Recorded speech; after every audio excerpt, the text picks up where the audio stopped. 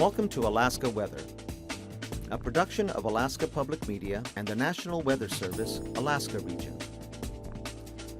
Produced and broadcast daily from the studios of KAKM, Alaska Weather provides complete forecasts, public, marine, and aviation for all of Alaska. Alaska Weather is made possible by the following sponsors.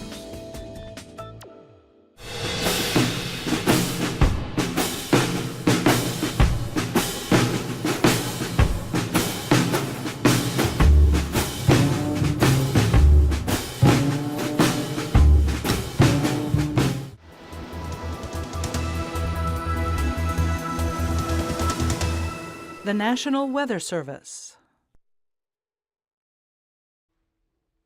Hello again, everyone, and thanks for joining us for Saturday's show. On yesterday's satellite imagery, you could see we had quite a bit of moisture here from the southeast Bering Sea up to the northeast. A lot of moisture coming down in that northwest flow. Pretty good system there north of Barrow over the Arctic, and that all streaming down and then kind of coming to a halt here as upper wind flow turned westerly, losing its southward push here. Everything was kind of accumulating right over the central interior, spreading eastward, but a lot of sunshine yesterday over the Copper River Basin and extending all the way down across Kodiak Island and into the Alaska Peninsula, on over to the eastern Aleutians, and a really nice day there over the southeast coast. And today we'll see that that storm, which is a little bit farther to the south yet on Friday than it is today. First front kind of coming up to the north here. That did bring a little bit of moisture today into Kodiak Island of some light rain, but that's mostly early this morning. They broke out here this afternoon. Pretty nice day, but you can see a big mass of clouds here with the next front coming up, just about ready to move on in, or probably currently is moving into the area there this afternoon, and will bring some more rain in this evening and overnight tonight. Still have this stuck area of moisture in the interior, but the rain beginning to let up now. Fairbanks had about 4/10 of an inch in the last 24 hours. Finally ended there, ended in Nana, ended at McGrath. Some thunderstorms popping up right through this area this afternoon. One of those getting close enough to Bettles for them to report it in the observation. A lot of sunshine, temperatures in the 70s there over the northwest interior, Noatak Valley down in towards Selawik, and much of the Seward Peninsula. In fact, Teller out there in the Bering Strait coast, or close to it, reached 71 degrees today, sunshine over St. Lawrence Island. And another nice day. In fact, this trying to push southward brought a little bit of light rain as far south as Chilitna this morning, mostly back to the west. And then this storm coming northward, and the ridging ahead of it actually began to push it back to the north. All this sliding down to the south around high pressure here over the Bering Sea, and the clockwise flow around that brought about 2/10 of an inch, or 0.18 inches to be exact, there too on Alaska in the last 24 hours. And even some light rain making the Alaska Peninsula. So not quite as nice a day today as what you saw yesterday. And breaks out over Adak and Atka, and then the next system here bringing more rain, but not much in the way of wind to Shimia. Speaking of wind, gusts as high as 40 miles an hour late last night, early this morning towards Prudhoe Bay, and pretty windy. Those died off this afternoon down to about 10 to 15 miles an hour. Areas of fog, light rain, and drizzle heaviest here on the east side, or most widespread, and even back to the west, some low clouds and fog along the coastline. And then sunshine there south of the mountains into the northwest interior and the Seward Peninsula. This trough right through here. Thunderstorms again along that front, which is mostly marked by the Brooks Range here, but some of that air sliding into the Mackenzie River Delta, the cooler air, but some afternoon thunderstorms there being triggered by the warming temperatures today and the sunshine. A lot of sunshine here over the Panhandle, temperatures in the mid-60s to lower 70s. Across the area there, all the way down to Dixon Entrance, and pretty nice all the way back across the North Gulf Coast. Again, Copper River Basin today, much like yesterday, temperatures into the 70s. And warm spot again, McCarthy, 77 degrees at 2 p.m. this afternoon, which means may top out around 80 today. And again, the sunshine there with that moisture moving through. And here's the next system that's about to bring some more in as this whole thing shifts up to the north tonight. We'll see that pulls northward. See an increase in the winds here for the North Gulf Coast. Easterlies to northeasterlies picking up around 10 to 20 miles an hour. Should stay under small craft advisory levels the way it looks right now. And this front edging up toward the southeast coast, but you won't see much change overnight tonight there. Definitely rain back across much of Kodiak Island, starting from west or from east, spreading to the west here over toward the Aleutian Range by morning. Otherwise, the interior still have this zone of clouds and scattered showers, isolated thunderstorms mostly this evening, and to a lesser extent back up to the northwest. Mostly clear skies, though, clearing out over the north slope and the Brooks Range, especially back to the northwest, staying fair down across the Seward Peninsula. Look for some low clouds, patchy fog along the Bering Sea coast here, especially the south side. Could show up on the north side as well, also for St. Lawrence Island, but nothing too widespread. And still some moisture there coming southward. That blob of light rain or drizzle there sliding down into the Alaska Peninsula for kind of damp conditions there for Unalaska over to Cold Bay, especially Nelson Lagoon. But VFR skies, which could be mostly clear there for Sandpoint and Chignik, and not too bad over the Aleutians. This front keeping it wet out over the western areas there, but the high holding here, and most of that's going to be directed to the north, but it'll begin edging its way eastward, but will weaken quite rapidly as it does. We'll see tomorrow just a dashed line out there now. Not much still, no wind conditions. There's the next system pushing in from the southwest, but probably being a breakout here over the far western Aleutian zone. And the area clearing, you can see, becomes even more widespread up here over the northern interior as these troughs pull off to the east. High pressure both at the surface and aloft the surface center up there off the Arctic coast. Take control there.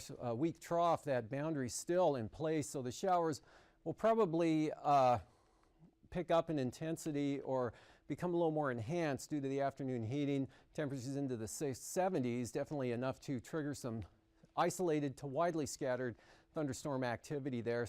Eastern Brooks Range on down across the 40-mile country, eastern Tanana Valley down to the eastern Alaska Range, and also back here to the west, maybe an isolated thunderstorm over the Alaska Range. That front, what's left of it pushing northward, pretty good chance of rain. Yakutat on over into Elfin Cove, and the northern coastal areas here, Port Alexander on up to the north toward Yakutat. Best chance of rain there, lesser chances east and south. May get a few sprinkles there into Prince of Wales Island. Mostly cloudy conditions, occasional light rain, fog or drizzle for Kodiak Island. Another front developing and beginning to move northward, so that'll probably increase the rain again tomorrow late afternoon and tomorrow evening and overnight, and still some showers here over the Kuskokwim Mountains and also either side of the trough axis there over the deltas, and still cloudy, occasionally damp out over the eastern Bering Sea here, and that's still sliding southward. Northwest winds 20 to 25 miles an hour from the Pribilofs all the way down to the eastern Aleutians there, but less wind for the Alaska Peninsula. Light variable winds for the Adak-Atka area. Then we'll see on Monday, big warm front spreads a lot of moisture into the western Aleutians, so you can see beginning to break the ridge down a little bit. Still holding though for a nice day on Monday for Adak and Atka. No change here over the eastern Bering Sea and the Alaska Peninsula, Dutch Harbor area. Northern portions exposed to the will be a little lower on ceilings and visibilities than the southern areas will be. Still rain, this front slipping northward just east of the island there, so looks like a pretty good chance of rain. Occasional rain again starting tomorrow night, continuing through most of the day on Monday, and then this begins to spread into the southeast coast, and this front looks maybe a little wetter than the one that will be washing out as it moves in tomorrow into that area and late tonight possibly, or actually tomorrow. And scattered showers in the afternoon hours here, mostly cloudy skies to partly sunny conditions. South central Alaska, this rain will be making landfall along the North Gulf Coast, probably in the afternoon sometime from Yakutat again to Cordova. Less chance for Valdez, Seward, maybe some light rain, cloudy skies in the afternoon, wrapping back down into Kodiak Island. And along and north of that trough axis, pretty good chance of some, again, isolated, widely scattered thunderstorm activity.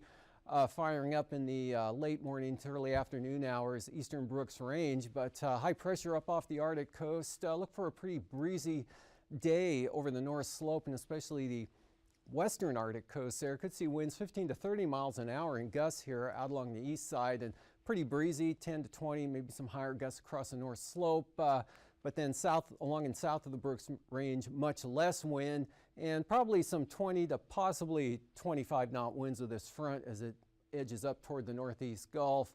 Lighter winds down to the south. And again, pretty light winds. The stronger winds tomorrow here will lessen up considerably down to 5 to 15 knots for the eastern Aleutians, and then back up toward the Pribilof Islands. Again, some low clouds, occasional drizzle, fog, IFR conditions from the coast here. And that'll extend all the way out to the far western areas. For temperatures today, anywhere from 52 degrees at Elfin Cove there on the southeast coastal areas to 72 degrees over at Juneau. Otherwise, upper 60s to lower 70s for the Panhandle. A little cooler at Yakutat with 60 degrees, 64 at Valdez, or that's Cordova, and a 77 at McCarthy. 71 both at Gulkana and Northway. Anchorage 66 this afternoon. Same thing at Seward. And Homer 67 degrees, sunshine there. 64 up at Talkeetna. And that's Nenana with 58. Fairbanks up to 60. Rain ended there. 63 at Delta. 72 over at Fort Yukon. 65 at Bettles. And a 52 at Anatuvik. 70 degrees with more sunshine over in Ambler. And a couple of 61s at Kivalina. And 65 at Buckland, with the other 61 occurring at Kotzebue. There's that 71 at Teller, and Barrow just 32 degrees this afternoon with west-northwest breezes there. Otherwise upper 30s along the Arctic coast, and then up to 46 down towards Cape Lisburne. 58 in Nome, lower 60s here, the entire stretch of the lower and mid Yukon and Kuskokwim River Valley areas right up to McGrath. Galena at 66 degrees today, as was Iliamna farther to the southwest. 70 King Salmon, 61 at Pilot Point, 63 Sand Point, 57 in Cold Bay, lower to mid 50s for the Pribilofs. Near 60 there, some sunshine breaking out at Adak this afternoon, 51 at Shimia. Lows tonight, 30s here, North Slope, definitely the Arctic coast where it's already in the 30s. And 50s through the interior, 50 to 55, cooler for the Copper River Basin, upper 40s to lower 50s for the Panhandle. Same thing for the Aleutians and the Bering Sea. For highs tomorrow, upper 60s to mid 70s here through the central interior, especially back to the west. Seward Peninsula, 70 to 75 in away from the coastline, and same thing up here over the northwest. 40s to mid 50s. Everyone should rise above 40, even the Arctic coast tomorrow, and 50s over the Bering Sea and the Aleutians, and 60s to maybe some lower 70s over the interior here, except down toward the coast with more clouds and a little bit of light rain. 60 to 72 for the Panhandle. Here's the IFR showing up along the coast with the first front and then the next band down here, right along the coastline there, and slipping up into western Prince William Sound, Passage Canal to Whittier. VFR for the most part, Cook Inlet. Could be a patch of marginal stuff along the eastern slopes of the western Alaska Range. Otherwise, the interior pretty good. Lower stuff on the Arctic coast, a big area of IFR out over the Bering Sea and the Aleutians. Pretty hit and miss, but more hit than miss. And along the coastline there, but VFR over northern Bristol Bay. For the passes, Anatuvik and Adigan, both VFR tomorrow. Either approach. Lake Clark and Merrill, the pass and east entrance will be lowest. Could see some marginal conditions there. VFR to the west. Rainy, marginal VFR, otherwise better conditions to the west. And windy, wide open. Isabel, VFR clouds. VFR clouds at times from Antasta as well. And Tanita, depending on the timing of those bands coming through, could see a deterioration of conditions on this eastern entrance tomorrow afternoon to marginal and Portage, east side IFR at times, otherwise marginal, maybe VFR in the west entrance, Chilkoot and White VFR. Freezing levels, 12,000 feet, a lot of warm air here over the Russian Far East, slipping into the north and northwest Bering Sea. Not much of a gradient here, just about 10,000 feet, and then this area shifting off to the east. And icing threats, a swath here northeast to south-southwest, cutting across Bristol Bay on over to the Aleutian Range. Here's the upper low coming northward. That's going to spin one front up to the North Gulf Coast tonight and tomorrow, and another one the following day, south to north flow, and then the high pressure northerly flow up to 55 knots at 33,000 feet along the coast. 9,000 feet, 10 to 20 knots, north-northwesterlies, and the strongest winds down to the south here, only light and variable, maybe 20 knots. All of this exiting the area late tonight, early tomorrow. And same pattern at 3,000 feet there with the stronger winds over the northeast Pacific, high pressure out to the west, northerly flow followed by southwest flow over the Aleutians. And turbulence, not much to speak of, maybe some light to moderate chop persisting on the eastern Arctic coast, and with those gusty north winds here from St. Paul down Alaska and Nikolsky. And after the break, I'll be back with the marine forecasts.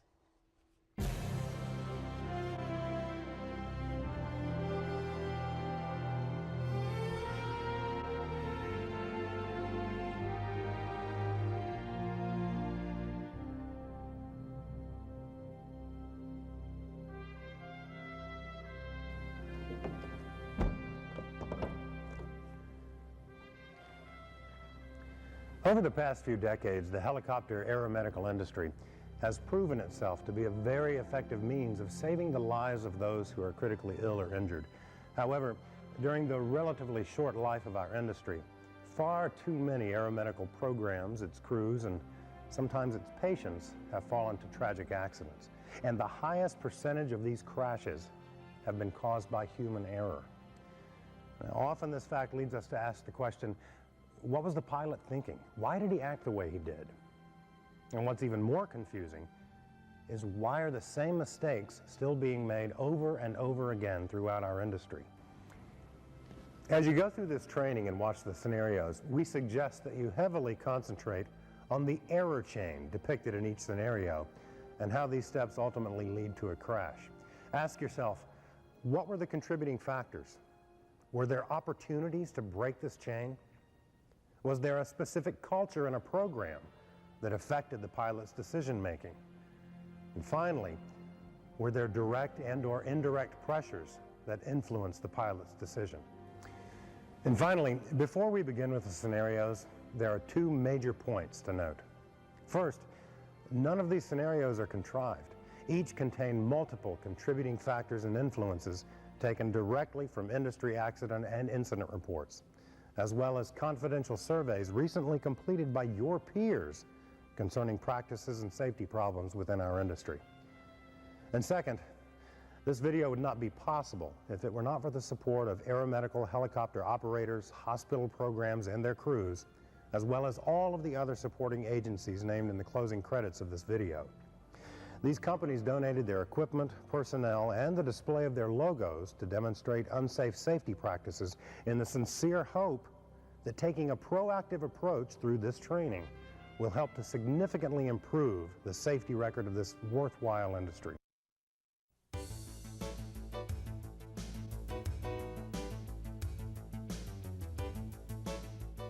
Bobby is a pilot who was recently assigned to a contract that was nearly 20 years old. From the very start, Ken, the long-tenured lead pilot at the base, took on the role as mentor to Bobby. At first, Bobby was happy with this because the feedback from the vendor on Ken was very good. It was also immediately obvious to Bobby that Ken appeared to be the favored pilot of the medical crew. It was also obvious to Bobby that things were done differently at this base compared to his prior assignment. For example, pilots were required to complete a computer form every time they turned down a flight for weather, stating the exact reason, and include a copy of the computer-generated weather reports with the form. Ken made a practice of closely reviewing all of the turned-down flight summaries in the computer with the other pilots and sometimes questioned the no-go decisions. He also noticed that the hospital administration required the dispatch center to keep exacting records on each flight, when the call came in, and how long it took for the pilot to start and take off from the time the flight request came in. Additionally, the medical crews were almost all longtime team members and exhibited signs of impatience during Bobby's aircraft starting and pre-takeoff procedures. But what bothered Bobby the most was that during his first month at the base, some of his observations of Ken's actions on shift change were not consistent with the company's safety practices. Ken's pre-flight was minimal. He never observed him draining the sumps, closely inspecting the aircraft, or reviewing the maintenance status reports on the helicopter. He never requested any pass-down information on shift change. Getting into the cockpit after Ken, Bobby would notice that the checklist was almost always misplaced, and switches would often be in the incorrect position versus where they should be after shutdown. Recently, one of the newer medical crew members, Dave, who felt comfortable talking to Bobby, expressed that he was uneasy at times when flying with Ken. He explained that Ken seemed to accept flights under worse weather conditions than the other pilots would accept. Also, Ken often likes to fly much lower than the other pilots and seems to not mind going into much more hazardous landing zones for scene work. Finally, there was the time a couple of weeks ago when Ken took another med crew member for a low-level military-style ride in the company's Spare while returning from the maintenance base. This crew member bragged how he got to sit up front while Ken flew low over a field, crow-hopped over trees, flew down a road at treetop level, and did extremely steep bank turns. Dave added that he wanted no part of this type of activity, but was afraid to say anything because he was so new to the program, and that the crew member, named John, enjoyed it so much. Not long after this conversation, a flight request came in for a 3-point transfer, and during the deadhead leg home back to the base after the patient was dropped, John tells Bobby that he should do a low-level run to initiate Dave, which hadn't been done yet, and give him a thrill, just like Ken does for all of the new med crew members. Bobby, trying to act like a part of the team he just joined, dropped down lower, but still within company and FAA guidelines. Although Dave had indicated that this was low enough for him, John pushed the issue and challenged Bobby to be as good of a pilot as his boss Ken.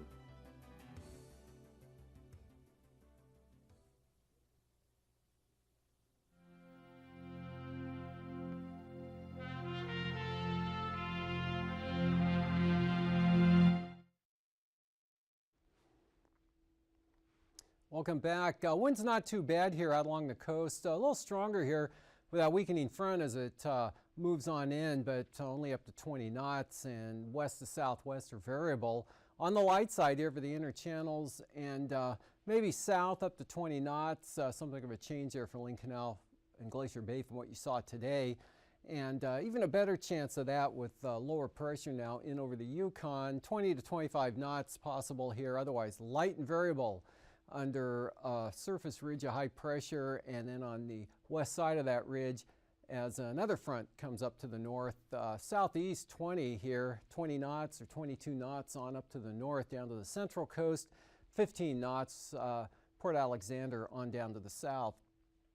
And then for Prince William Sound tomorrow, light variable winds, easterlies at 20 knots for the North Gulf Coast, taking a turn to the northeast here, and or turn to the southwest, 15 to 20 knots, northeast 10 for Shelikof Strait, and southeast winds possibly up to 20 knots, northern Cook Inlet out of Turnagain Arm. Otherwise, much of Cook Inlet throughout most of the day will be light and variable. Light and variable winds definitely in store for Monday for much of Cook Inlet, north of the Forelands there, or through the Forelands, and possibly up towards the northern inlet, southwest 15. Otherwise, this light variable wind condition will extend all the way down across Shelikof Strait. North 15 knots, 5 to 10 knots down towards Sitkinak, but up to 20 knots here for the Barren Islands from the northeast up to the western Gulf Coast, and easterly for the eastern coast zone there at about 15, light and variable for Prince William Sound. Light and variable winds also on tap for Bristol Bay tomorrow, all the way down to Cape Sarachev, and even the south side here. Variable at 10, northeast maybe 15, southwest of Kodiak. And then westerly winds 15 to 20 knots, a little bit of an increase there for Bristol Bay with lower pressure up here to the north over the inland areas. And still light winds, but mostly from the west-northwest here, only at about 10 knots to the Alaska Peninsula and on up towards Sitkinak. For the Aleutians on the eastern areas, northwest 10 to 15 knots here, and then Adak and Atka becoming light and variable tomorrow afternoon, and then westerlies to southwest out to the west. And then that southwest wind will increase a little bit on Monday and also progress to the east. That'll put high pressure right over the central Aleutians, Adak and Atka. So those will be pretty light winds, mostly from a westerly direction, and northwest winds at 15 for the Fox Islands.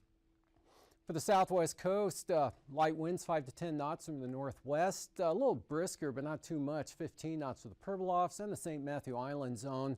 Pretty light winds for St. Lawrence Island, and westerly winds at about 10, so light winds for the next couple of days here from the northern Bering Sea, northwest, 15-knot winds from the west there south of Nunivak Island, and northwest 15 for the Pribilofs. Up along the Arctic coast, westerlies continue, but only 10 to 15 knots. North for the central coast, kind of northeast or east-northeast here on the west side, light and variable for the Kotzebue Sound area and out to the west. Then northwest to 10, so not too bad there on Monday, but winds picking up. Could see some northeasterlies or east-northeasterlies up to 25 knots, and that offshore flow component is going to result in a lot of sunshine out to the coastline and beyond, and even down to the southwest as well, where the northeast winds up here 15 to 20 knots. That's going to keep a lot of low clouds and occasional fog socked in the central and eastern coastline. For tonight, much that same pattern going on, but the winds have come down. High pressure building in over the north slope there. Still some lingering showers and thunderstorms over the interior. Break to the south. This front spreading rain northward to the North Gulf Coast, and that is going to weakly spread across the southeast coast tomorrow for a pretty good chance of rain over the northern areas, Yakutat on back to the west. Another front pushing rain back into Kodiak, especially late tomorrow afternoon and tomorrow night, lingering into Monday, kind of on the edge there of things, but definitely more rain up to the North Gulf Coast, spreading into the Panhandle late in the day. High pressure, mostly sunny skies, but scattered showers, isolated widely scattered thunderstorms along in either side of that trough through the interior, over mostly the mountainous terrain, and a little bit stronger front pushing into the western Aleutians. That's a look at the weather. Thanks for joining us. Used for planning purposes only. Call 1-800-WX-BRIEF for a formal pre-flight briefing. Always file a flight plan before you go flying. The U.S. Coast Guard Auxiliary urges you to leave a float plan with a friend or the harbor master before you go boating. Alaska Weather is made possible by the following sponsors.